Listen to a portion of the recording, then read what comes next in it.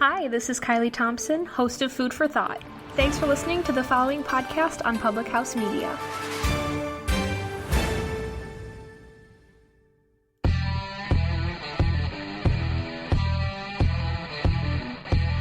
Strike three, you're out.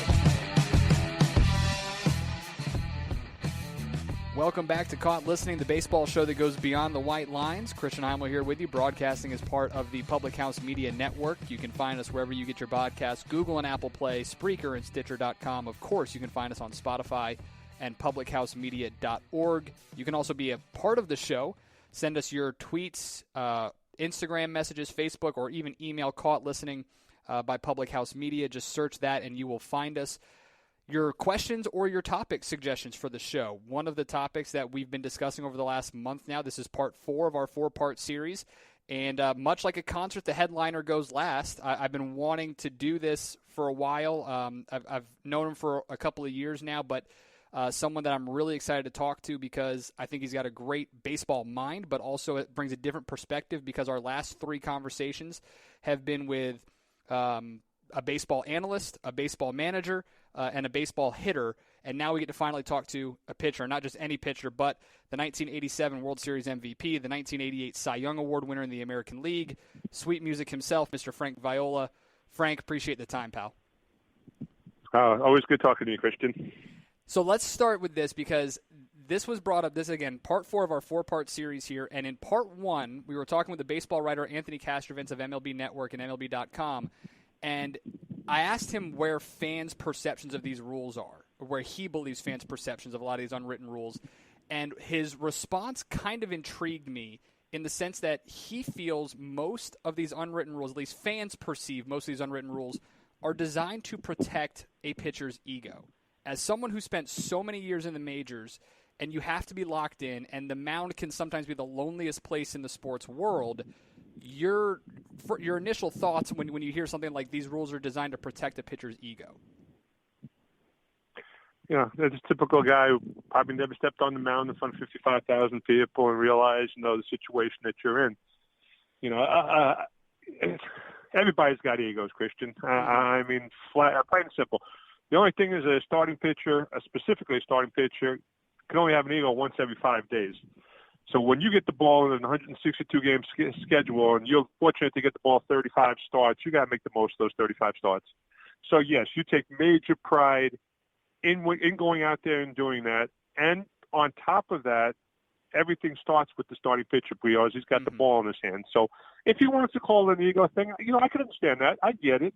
But there are other stuff that, especially in today's game, and this is where we'll probably get into in a few minutes, but in today's game, all these rules are there to protect the hitters. We don't have, if a pitcher comes near a guy, a.k.a. Joe Kelly, which I'm sure you'll bring up in a couple of minutes, but he gets tossed for, a third of the season, basically, for a pitch that anybody in baseball would have done the same thing if he had the nerve to do that. Right. And ego does come into play. It does come into play, but you know what? It's a good thing to have. Well, it certainly is, and it's also kind of a pride factor because, like you mentioned, for a starting pitcher, you only get that opportunity once every 5 days. And there is a certain thing, call it gamesmanship, call it mutual respect, whatever it may be. There are those certain aspects of the game on any side of things that have certainly, the lines have been blurred between gamesmanship, let the kids play, respect, whatever that is, over the last couple of decades. No question. And I think it's because, first and foremost, the history of the game in today's generation pretty much got thrown out the window. They don't understand. They don't ask questions of the managers, coaching staff, the older players, the veterans. They're doing their own thing. They think the world circulates around the kids, and that's the way the public treats them. That's the media. That's everybody else.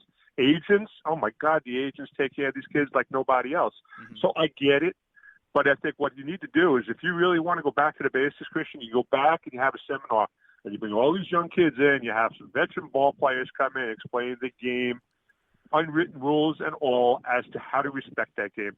I mean, more important than unwritten rules is when you ask a kid in today's generation about a player that played 10 years ago, they go, who? They don't know. They don't care about the history of the game. And that's what I loved more than anything about the game of baseball was learning the game of baseball. So, I mean, there's the blur right there, and then you have to make the adjustment going accordingly. I think the interesting part, too, is not only in the fact that, you know, the history of the game or the player mindset in today's game has changed, but also the way that a game is pitched has changed tremendously from the time that you were playing to the time now. And you brought it up a couple moments ago, the inside pitch, and that is something that, you know, like I didn't play baseball at a high enough level to really converse about this, but you always have to be wary of the inside pitch. You have to be, and if you crowd a plate, you're going to get it. I mean, just look at the movies like, for example, For Love of the Game, Bull Durham, and any of those baseball movies, there's a moment even where that one a guy scene, crowds even that one scene in Field of Dreams. Yeah. Oh, 100%. You know, expect low away but look out for in your ear. You know, that's the exact lines. But like, so I mean, for where have you, because you've seen this, and you're not just a former player, you've been a pitching coach in affiliated baseball, now in independent baseball as well. As you've progressed, and you've even coached at the high school level, as you've progressed on in your baseball career, where have you seen that kind of, the way you attack a strike zone and the way pitchers pitch a game, where have you seen that change over the last few decades? Well, I remember one pitch in specific that really dictated I think my answer to what you just asked me, and that was Pedro Martinez pitching for the Montreal Expos. You might remember this. You were a younger kid, but he had a no-hitter going, and he hit a guy in like the 8th inning. And the guy took offense to getting hit by the pitch. And all of a sudden, you know, they're chirping back and forth. And it's like, wait a second, he's got a no-hitter going, or a perfect, whatever the case may be, and you're going to chew him out for hitting you on a pitch on the end.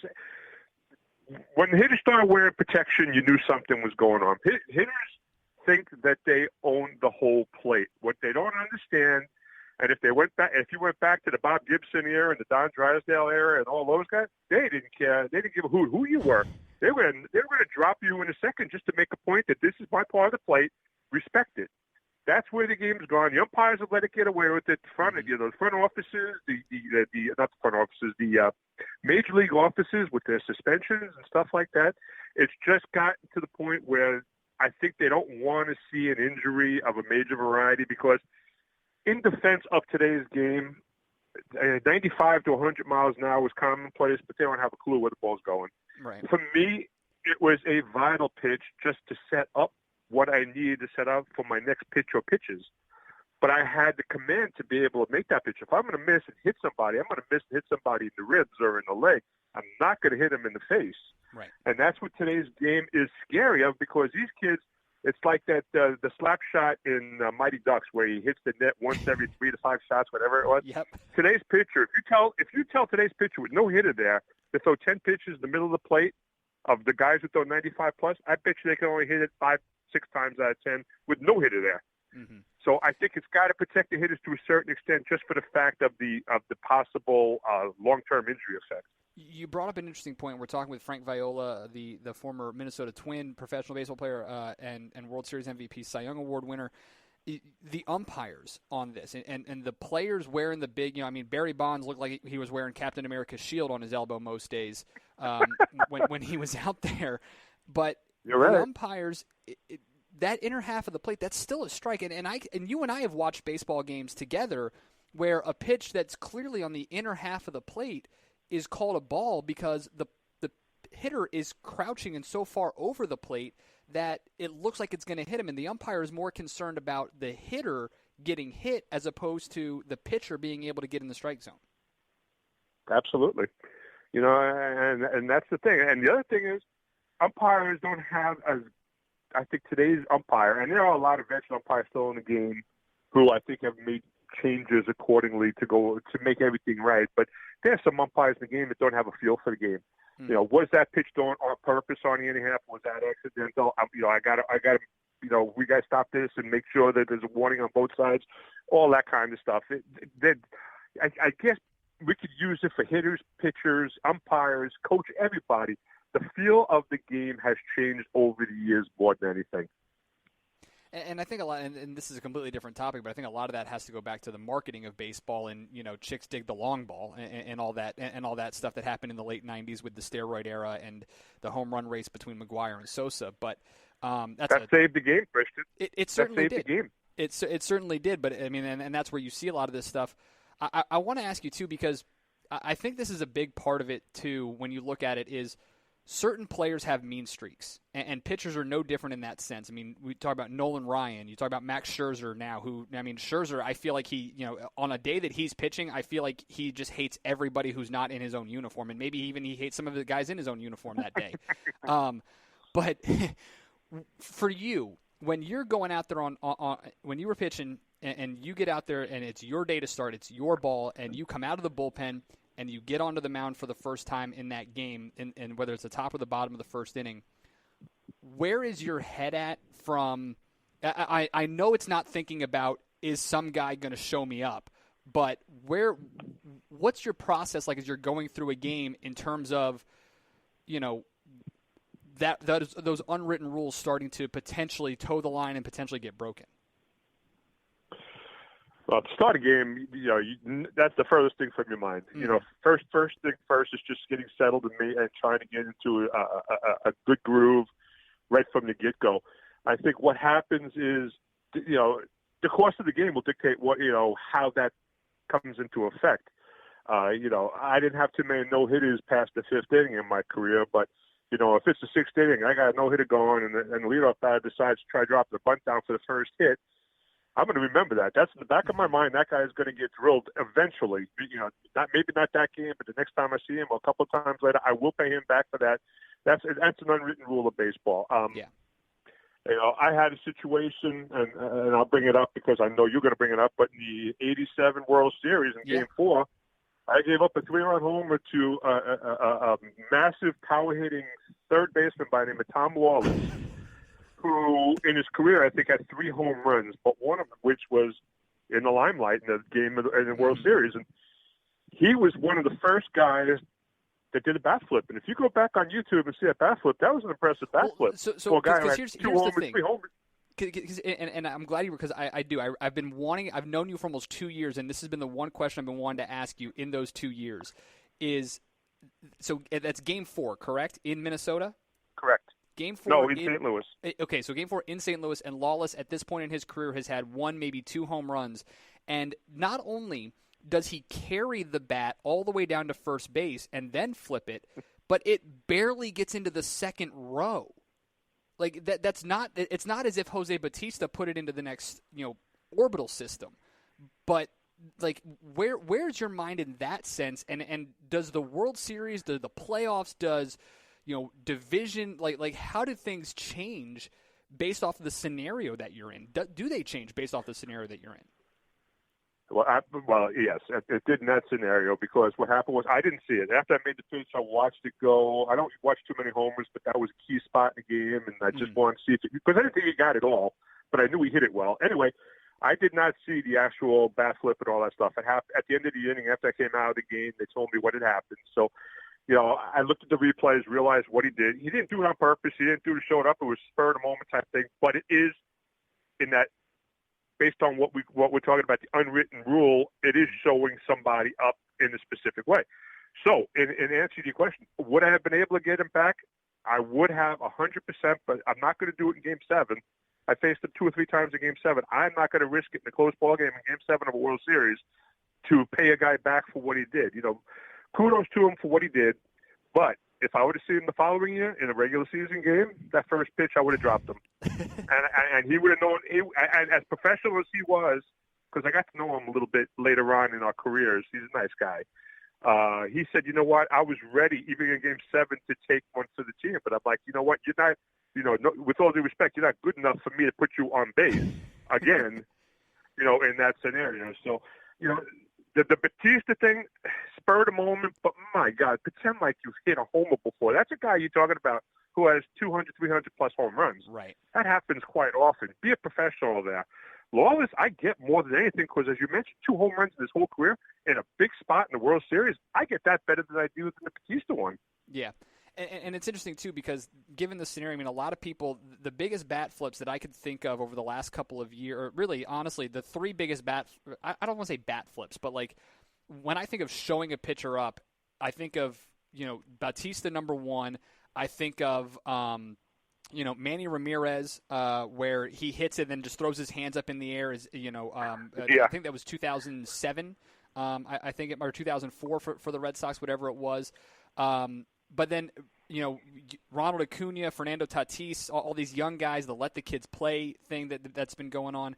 But then, for some reason, this creeps into my mind. Fisk's home run in the 77 World Series, hopping down the first baseline, begging it to go fair. I don't know if that, based on today's rules, I mean, maybe. Where would that fall in the line of showing somebody up, or is that just, spur of the moment, World Series, big spot, kind of, emotions getting the better of you? I think that's totally different from the other scenarios that you're talking about, just for the fact that he was not trying to show anybody up. He was just praying that the ball would go fair. Yeah. And you look back at it, that's a pretty cool scenario, watching him begging the ball to stay fair. Yeah. That I don't see it falling in the same category as the other ones. But, we make the pitch, granted, and we deserve, more power to the guys for hitting the ball out and stuff. But I guess what it ultimately turns out to be is be professional. There's professionalism there. And pretend like you've done it before. I mean, Fernando Tatis, they're letting him get away with something that I think is disgraceful from the standpoint that he had a father that played the game. His father knew the game. He was the old-time guy. Fernando Jr. got brought up the right way. I know that. When you have an 8-run lead on a 3-0 count, I don't care who, even in today's game, you've got to have an understanding that you just don't swing at a 3-0 pitch in that scenario. So acting stupid like he did, it's like Ozzie Guillen getting thrown out of a game one time, and he's been in the States for 30 years, knows English better than anybody, and he says, no comprende, when they were asking him, well, what was going on there? It's just one of those things that just bugs me because he knows better. The other stuff, spur-of-the-moment stuff I could live with, but that one's more irritating than any, just for the fact that, that's like stealing a base with an 8-run lead in the 8th inning. That you just don't do. It's interesting, too, because they're this year, 2020, it has been obviously a strange year to begin with, but when you look at it, not only the Tatis Grand Slam up 6 or up whatever it was in the 8th inning, whatever it was, but then I think it was just last week you had Adam Duvall with the Braves up 20 hits a Grand Slam late in the game. I mean, I think where a lot of people and a lot of fans, I know this because it comes from a lot of fans, and this is where I think a lot of people take exception for some reason, is this idea of, well, make a better pitch. Well, okay, yes, you can make a great pitch, but if there's a good enough hitter or if he gets a good enough swing on it, you can't really control what happens after that. Correct. And you know what, 20-run lead, 10-run lead, you still got to get your numbers. And if you're going to throw a pitcher out there who's going to throw a ball down the middle of the plate, take advantage of it. I mean, Dom Smith had a 3-0 home run off of Anthony Kay the other day in Toronto with like a 4-run lead. But, I mean, he laid a pitch right there. He'd thrown like 8 balls in a row or something along those lines. Now, that is a shame on the pitcher. It's a shame on it. But that's the game today, Christian. The game today is so different from when I got brought up. I mean, working for a run, hitting behind the run and moving them over, getting them in. One run doesn't count anymore. It doesn't work anymore. It's got to be a 3-run homer or a strikeout. That's what they're living and dying by. But, I mean, that's what analytics is bringing to the table. That's where the change of the game has become so drastic that us older guys just shaking our head going, wait a second, what happened to the basic format of good, smart baseball? It's not there anymore. Let me ask you this, because last week we spoke with Tyler Ladendorf, a guy you know pretty well, and we asked him about the Fernando Tatis home run, and he brought up an interesting point that I don't think is being discussed enough. Tatis is on still that rookie contract. He's still getting paid a very small amount, despite being one of the more talented and exciting players in the game. And him swinging at that, yes, it's going to get some backlash or it's going to get a lot of publicity because of the situation, but that one home run, those 4 RBIs, that increase to the batting average is what's going to help him make the Bryce Harper money in a couple of years.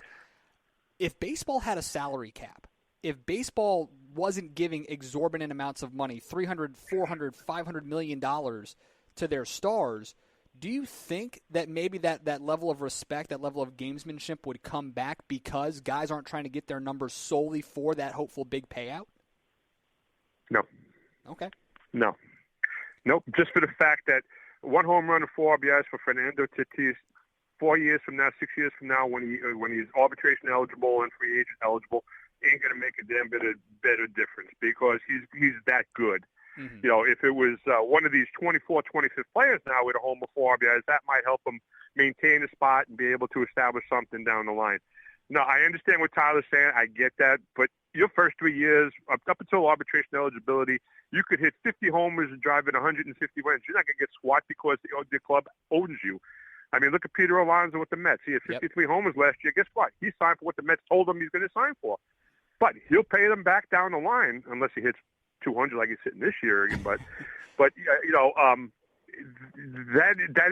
it's a point that I would listen to, but I don't accept just for the fact that the type of player Tatis is that wouldn't make a bit of difference 3 to 6 years from now, because he's going to be one of the highest paid players as long as he stays healthy, regardless of what he does. So play the game the right way, and he could be the trendsetter for future as far as teaching these younger players maybe how to play the game the right way, so everybody comes together and does it the right way. Maybe that's the better point that we should bring it up. Yeah, 100%. You're not wrong in that sense. I mean, don't get me wrong. We're talking with Frank Viola, 1987 World Series MVP and 88 Cy Young Award winner with the Minnesota Twins.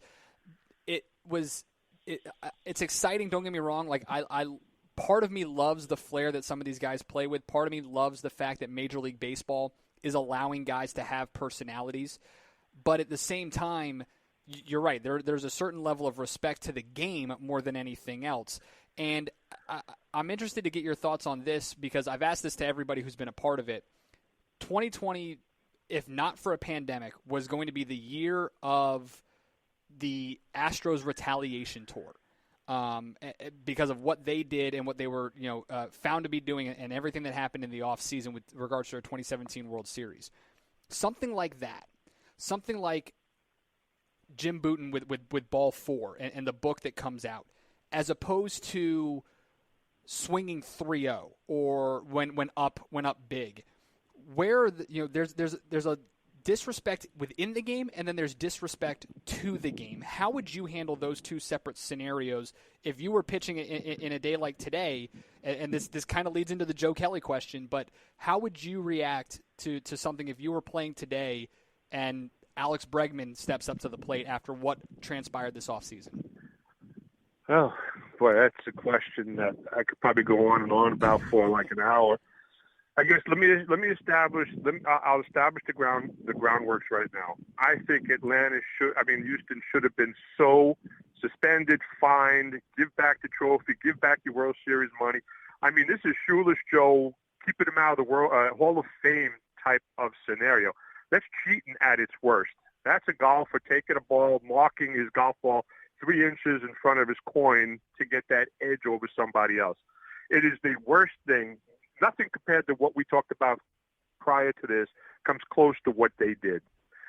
I mean, it's horrible that Manfred, of course, doesn't understand the game. That's the type of commissioner he is. He's a lawyer. He doesn't understand baseball. He's a terrible commissioner. And letting it get away with everybody involved should pay a consequence for that. All right? That's my feelings on that. Mm-hmm. Now, going forward, what Joe Kelly did showed more it's what everybody wants to do but too chicken to do. Let's put it that way. Everybody in Houston who is buying, and I know Cora's taking front of it, and I know that Carlos Beltran's taking a little bit, and I know that Hinch is taking a little bit, but that's like a slap in the wrist. I mean, everybody involved, it's just so bad. They should all be out of the game. If you could just take a team and throw them out of the game, ban them, that's what I would have done. I mean, honestly, Christian, you know the game better than anybody. That's just a total disrespect for the game of baseball, and that is just in itself just I can't even go on with that. But but to answer your question, I'll get off my pedestal there and just answer your question. I would pick a guy. Older guys would do this. They'd pick a guy that night and hit him 3 times. And the next night hit somebody else 3 times. If that's what's going to have to do, that's what you're going to have to do. I mean, to be able to walk around and the worst part about the whole thing, Christian, is there was not a sincere apology amongst anybody for what they did, and I think that really hurts more than anything. Oh, 100%. And I think that's why a lot of people were completely okay with what Joe Kelly did, and obviously Joe Kelly's intent is not to end somebody's life or potentially end somebody's career throwing like that.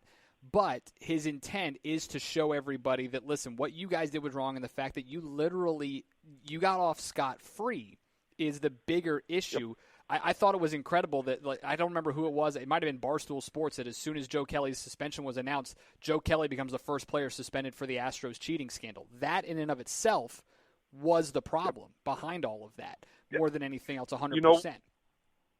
I agree. And it should never have to come down to Joe Kelly getting suspended for what baseball should have done in the first place. Right. So then let me ask you this then, because I think this is where everybody, when you have issues with pitchers throwing at guys, it comes down to two things, I think. Number one is where you throw.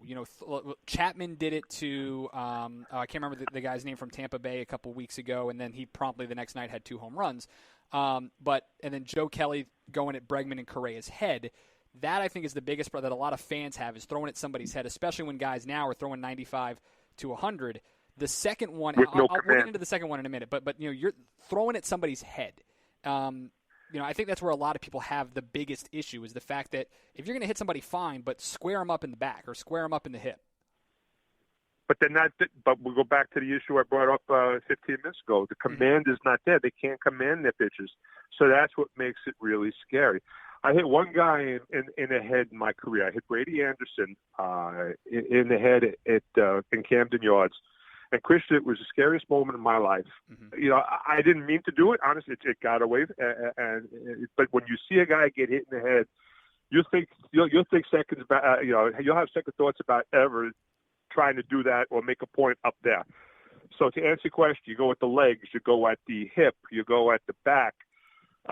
Bert Blyleven, quick story. Bert Blyleven had Ron Hassey as his catcher in Cleveland. And catchers, for some reason, no pitchers better than anybody because they catch them.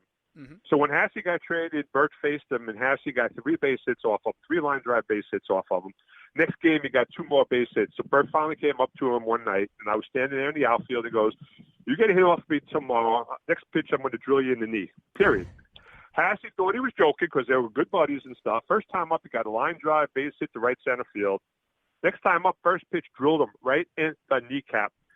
Ended up going on the DL, missing 3 weeks of the season, and Bert went up to him when he was laying at the plate, holding his knee, and he said, "I warned you." That's it. But, I mean, that's a guy who liked command, and he's a Hall of Famer, so you respect him. But, Roger Clemens is one that comes to mind as far as not being afraid to knock somebody down. Look at the Piazza situation, yep. But, all that stuff. But, I mean, there's a certain respect. Randy Johnson, his command was all over the place, but my God, when he made a point of coming inside, you remembered that. We'll go right back to the beginning of our conversation. There's a place where inside pitches are effective, but please, dear God, stay away from the head. That I 100% agree with. But with the command of today's game, with 95 to 100, just throwing it as hard as you can, that's hard to ask of. Yeah, it is, especially when you've got a guy like guys like Chapman who again can throw 103, and sometimes you really honestly don't know where it's going. Matt Barnes for the Red. Craig Kimbrell was one of those guys. His slider, you had no idea where it was going more often than not. That brings me to the second part of this is the level of respect, and we see this a lot in basketball. We see it in football. The veteran guys, the superstars, they get the favorable call, whatever it is. Yep. The level of respect. And it's weird to use the term respect in this sense. For example, a guy like nothing against him, but let's say DJ LeMahieu gets intentionally plunked, for the Yankees. Well, and it's against the Red Sox. Well, they're probably going after JD Martinez. They're not going after Christian Vasquez. They're not going after Zue Lin, some younger guy. They're going after your superstar. So right. What does that – let me ask it this way. What is that – is there even a conversation like that? When you were playing, if you're – because you had a chance to play with Kirby Puckett. If Kirby gets intentionally drilled – or not Kirby, but let's say your 25th guy on the roster gets thrown at for your Twins, and you're on the hill, is there even a conversation or what does it look like in that scenario in terms of retaliation, quote unquote? Does it go just to the next guy or does it go to the next superstar guy? That's a great question, Christian. And I guess the best answer I have for you is it might never get to that situation. The 25th guy gets hit on purpose. You might look at your teammates, and they might just, without saying any words, say, just let it go. Just let it go. Because what happens is if you plunk somebody on the other team, that's going to start a war, and the next thing you know, your best player is going to hit. You're going to get hit before you get a chance, and they're going to put the warning out and all that other stuff. The worst, I'll even take it one step further than the question you asked. If I were on the mound and I'm just pissed, and I just want to hit somebody, just a vent, I could start and I've seen some teammates do this where they say I hit somebody on purpose, and I walk back into the dugout at the end of the inning. You would not believe how many hitters are going to come up. You go, what in the hell were you thinking? Now we are petrified of coming up to the plate and hitting because of your stupidity, because of your anger. So, yeah, they're petrified. Anytime a hitting situation, a plunk occurs, everybody's scared of the ramifications of what that could bring about. So, to answer your question, Doc Gooden got hit against the Philadelphia Phillies. He was pitching a real good game, and he got drilled for some reason. He was at the plate and he got drilled. Well, he went back out. He took that 4-hitter and he hit him himself. He took the responsibility. And everybody had his back because he was Doc Gooden at that time. Right. But yeah, the scenarios dictate a lot of the stuff. So if Kirby Puckett got hit, you sure as hell know that we are going to retaliate in a second on their best player without hesitation. Now, there are other times that you might just say, you know what, everybody's watching. Let's just wait till maybe next series. We have another series. We'll go back and we'll look it over again at that time. So you always have opportunities to retaliate, but it doesn't necessarily have to mean right then, right now. Yeah, and we've seen that with this Yankees-Rays rivalry that's been budding over the last couple of seasons now. It doesn't always happen the very next inning or the very next game, even for that matter. So, Frank, at this point in time, we like to have the listeners ask us some questions and get your thoughts on them. First one here comes from Derek. What is a bigger way to show up a pitcher, admiring a home run or bunting late with to break up a no-hitter? Well, they both stink. From a pitcher standpoint, they both stink. But I guess it's how you admire the home run. I mean, as I said, if a Tom Lawless who has 2 home runs in his whole, and I gave up a whole bunch of home runs to guys who didn't have a lot of homers in their career. But, if they're going to enjoy the moment, you know what, more power to you. But, you go overboard, you're going to have to pay for it down the line.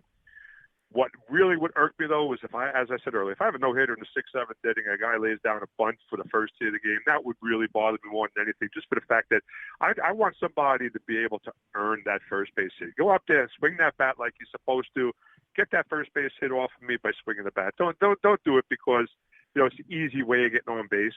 Unless, then you got a scenario, too, Chris. The game dictates a lot, too. If it's a 1-0 game, that's a different situation. Now we have to think that through. But if it's 4 or 5-0 and you're doing that, that would bother me more than anything. Yeah, 100%. Brandon asking this one. You're a coach now, so I'm interested to get your thoughts on this. The Astros and the Athletics a couple weeks ago got into a little bit of a dust-up with one of the assistant coaches chirping at one of the players going down the line. What is a coach's role when it comes to these player disagreements in terms of the unwritten rules now? Hey, coaches are part of the team. And you know what? Most coaches are older school, and older school guys have a tendency not to be able to shut their mouths, me being one of them. So I would have probably been doing the same thing. And the situation he's referring to was, I think, Alex Sintrod, who played with the Houston Astros. Yeah. So he knows a lot of the front office guys over there. It's chirping for baseball's sake, or it's chirping at an individual just because you don't like that individual. And I think it went beyond the baseball to the individual, and that's where you got to be as a coach very careful, because you can't. You're a coach. You're not going to get up to the plate. We can't hit you. You can't do anything about that scenario. Just shut up and let the players handle it when you get to instead of the individual basis. When it comes to baseball itself, more power to you. Say whatever you want. But if it comes to a one-on-one situation, coach versus player, coach better shut up because he's going to lose all the time. Last one here. This one is not about the unwritten rules, but I think it's a good one to ask. Couple of weeks ago, baseball world and really the world in general lost the franchise Tom Seaver. You, growing up on Long Island, you played for the Mets, and I believe your first year with the Mets was the year that his number got retired, correct? At Shea Stadium? I don't recall that one. I think I just missed that. So, well, regardless, putting on that uniform, that Mets uniform, pitching in Shea Stadium where Tom Seaver was, what did he mean to you growing up and then throughout your baseball career and when you finally got to be when you got to be a part of the Mets? Well, first of all, he was the franchise for a reason. I mean, he made the New York Mets what the New York Mets became, especially at 69. You got to believe, team. I mean, he was the key to making all that happen. He was just a great, great pitcher. I heard nothing but wonderful things about him as a person. I know that he had a little shady side where he was a little cold to people, but my scenario with him, I've met him numerous times. It was always good to me. My quick Tom Seaver story was he was at the end of his career, and he's pitching for the Boston Red Sox, and we have a head-to-head matchup on a Friday night in the Metrodome. And segue back, my dad's favorite player when I was growing up was Willie Mays, and after Willie Mays retired, Tom Seaver became his favorite player. So all of a sudden now, Tom Seaver and Frank Viola are pitching against each other, my dad's favorite player and his son. So I flew him out, surprised him, flew him out to Minnesota for the game that night. We both went 8 innings. We left in a 3-3 tie. We both pitched very well. At the end of the 8th inning, I went into the clubhouses, the Metrodome, right next to each other. There was a laundry room intersecting the two rooms. So I asked to talk to Tom. Tom came back there, and I introduced myself again and told him Frank, blah, blah, blah, blah. Told him about my dad, and he goes, and I said, would you please sign this game ball for my dad? I'll have my name and your name together and give it to him. He goes, I got one better for you. At the end of the game, Juan, I walked down and meet your dad. So he went down there, and you talk about the thrill of a lifetime. My dad ended up talking to Tom Seaver for 20 minutes. He was as classy as they came. It was something that I will never, ever forget. I'll cherish it for life. I ran into him numerous times after that scenario when I became a Met, and he remembered that.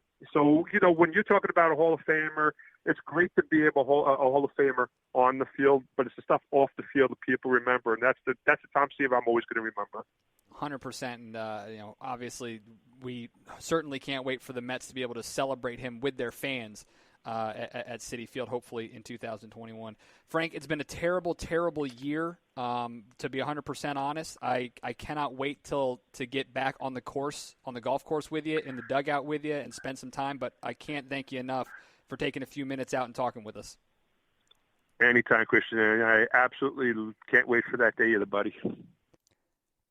Frank Viola, Minnesota Twins Hall of Famer, 1987 World Series MVP and 88 Cy Young Award winner. Appreciate your guys' questions, especially the Tom Seaver one. We don't talk a lot about headlines on this show, but was glad to get that one to be able to get. That's a great Tom Seaver story and just kind of shows you the caliber of person that he was.